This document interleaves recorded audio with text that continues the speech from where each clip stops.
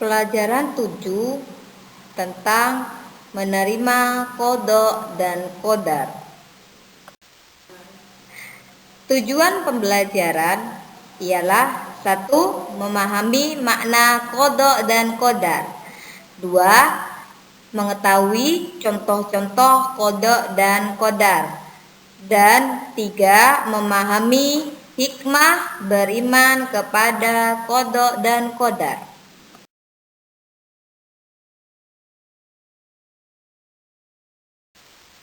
Qada, pengertian dari qada. Qada adalah keputusan atau ketetapan terhadap suatu ketentuan yang telah ditetapkan oleh Allah Subhanahu wa Ta'ala bagi makhluknya. Qada tentu tidak dapat dirubah dan tidak dapat ditunda atau dimundurkan oleh siapapun. Perhatikan buku paket halaman 66. Di situ terdapat 4 contoh gambar qada dan qadar. Dari keempat contoh gambar tersebut, yang merupakan contoh qada ialah gambar bayi dan matahari bersinar dari sebelah timur, di mana kelahiran merupakan ketetapan yang telah Allah tentukan, dan matahari bersinar dari sebelah timur dan tenggelam di sebelah barat merupakan contoh dari ketetapan yang Allah tentukan. Perhatikan cerita berikut. Salim memiliki kemampuan menulis kaligrafi. Setiap hari Salim berlatih meningkatkan kemampuannya dalam menulis kaligrafi. Salim berharap dapat ikut lomba kaligrafi pada tingkat kecamatan dan dapat memenangkannya. Namun, setelah mendapatkan kesempatan untuk mengikuti lomba kaligrafi tersebut, Salim gagal meraih juara tingkat kecamatan. Salim menyadari bahwa dalam perlombaan tersebut terdapat peserta lain yang lebih baik tulisan kaligrafinya daripada dirinya. Salim menyadari bahwa kegagalan itu merupakan kehendak Allah Subhanahu wa Ta'ala, karena Allah Subhanahu wa Ta'ala yang berkehendak atas segala sesuatunya. Salim percaya bahwa di balik kegagalan tersebut ada ketentuan lain yang merupakan hikmah bagi dirinya.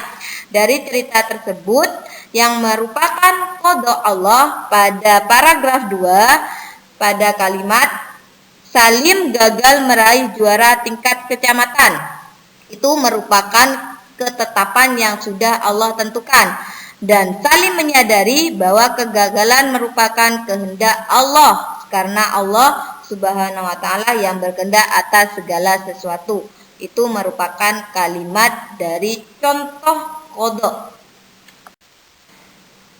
Penjelasan dalam Al-Quran tentang qada pada surat Al-Hadid ayat 22 yang berbunyi, ma asaba min musibati fil ardi wala fis anfusikum illa fi kitabim min qabli an najaaha inna dzalika 'alallahi yasira, yang artinya setiap bencana yang menimpa di bumi dan yang menimpa dirimu sendiri semuanya telah tertulis dalam kitab Lauhul Mahfuz sebelum kami mewujudkannya. Sungguh yang demikian itu mudah bagi Allah. Jadi segala bencana apapun yang terjadi di atas bumi ini tidak ada yang tahu, baik itu bencana alam, gempa bumi, gunung meletus, semua tidak ada yang mengetahui. Yang mengetahuinya dan yang menentukannya hanya Allah. Begitu juga kita tidak tahu kapan meninggal dunia atau kapan dunia ini akan kiamat. Contoh kejadian yang tidak dapat dirubah atau tidak dapat ditunda merupakan contoh qada. Nah, di bawah ini contoh-contoh yang merupakan contoh qada adalah: 1. Matahari terbit dari timur dan tenggelam dari barat. Itu sudah menjadi ketentuannya Allah. Kematian manusia itu juga menjadi ketetapannya Allah, beserta bumi dan planetnya berputar sesuai porosnya itu juga ketetapan yang telah Allah tentukan.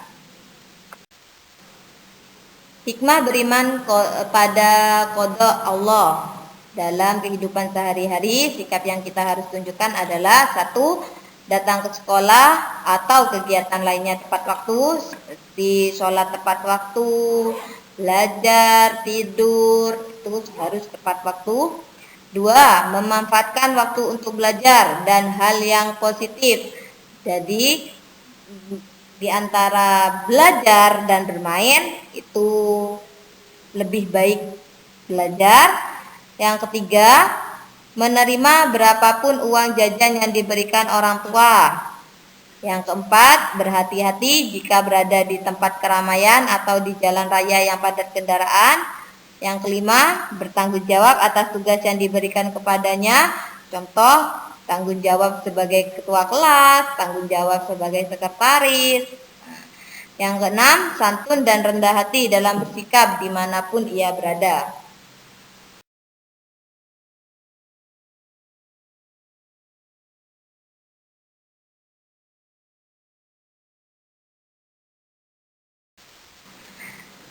Memahami makna qadar atau takdir adalah segala ketentuan Allah Subhanahu wa Ta'ala yang telah berlaku terhadap semua makhluknya. Namun, qadar dapat dirubah dengan usaha manusia atau yang disebut dengan ikhtiar. Sedangkan pengertian dari ikhtiar artinya usaha manusia untuk memenuhi kebutuhan dalam hidupnya. Sesuatu itu terjadi atau tidak pasti ada sebabnya. Kita bekerja keras sehingga berhasil dan sukses. Keberhasilan usaha tergantung pada gigih atau tidaknya usaha kita untuk mencapai keberhasilan. Diperlukan kehati-hatian pada banyak faktor. Sehingga penjelasan dari ikhtiar ialah usaha manusia untuk memperoleh sesuatu. Nah, kita perhatikan kembali pada buku paket halaman 66. Di antara keempat gambar yang sudah dicontohkan, yang merupakan contoh qadar ialah gambar ketiga, perlombaan qori dan juara sepak bola. Itu merupakan contoh qadar karena lomba qori dan juara sepak bola itu sudah ditentukan sama Allah. Akan tetapi melalui ikhtiar atau usaha manusia sehingga manusia bisa dapat memperoleh juara tersebut. Perhatikan cerita berikut.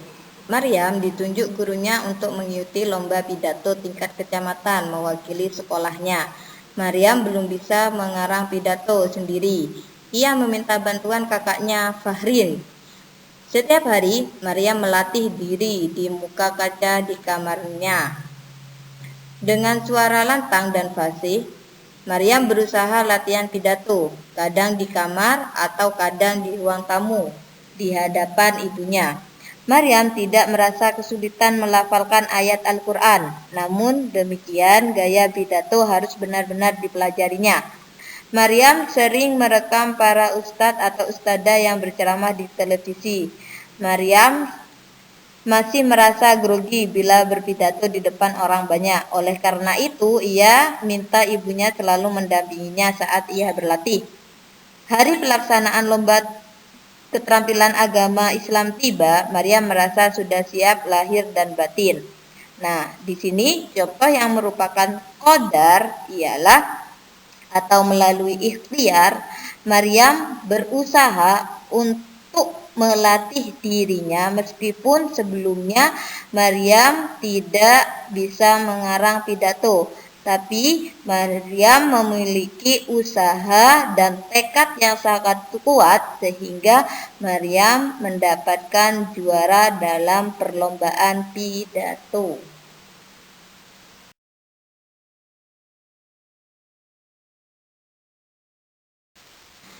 Dari cerita Maryam di atas, bahwa setiap manusia wajib berusaha agar dapat mengubah nasibnya. Kita tidak boleh menyerah pada kesulitan-kesulitan sebelum kita berusaha terlebih dahulu.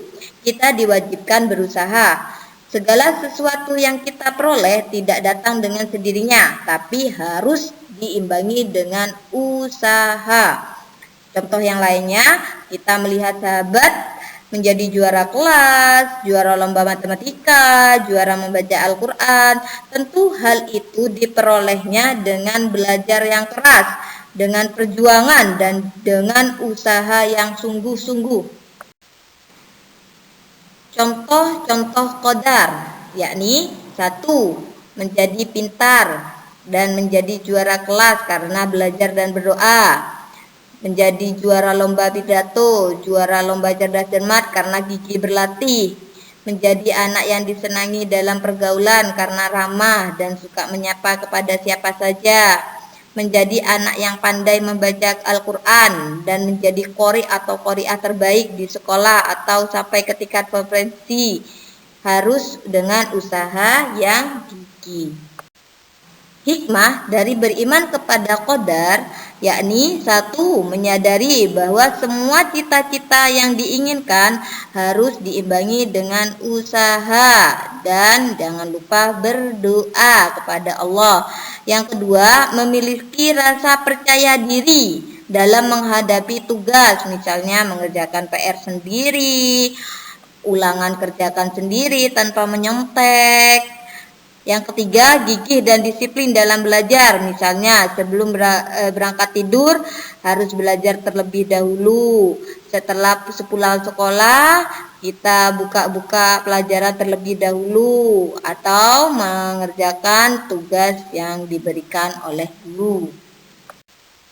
Tugas mencari gambar atau foto yang menunjukkan contoh dari qadha dan qadar. Keterangan, gambar kalian bisa mencari di internet atau majalah atau surat kabar atau koran. Gambar tidak boleh mengcopy paste atau gambar difotokopi dari buku paket pendidikan agama Islam dan budi pekerti. Tugas mencari gambar qadha dan qadar minimal masing-masing 2 gambar. Jadi anak-anak mencari 2 gambar qadha dan mencari gambar 2 contoh qadar. Kemudian tugas bisa dikerjakan di kertas folio bergaris atau bisa diketik dan di-print. Contoh sudah Bu Sofa sematkan di gambar berikut.